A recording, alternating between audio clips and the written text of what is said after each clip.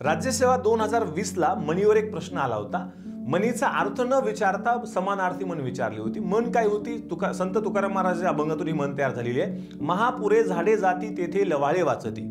आता समानार्थी मन होती पर्यायामध्ये दर्या किनारी केळी मोडत नाही कदा काळी।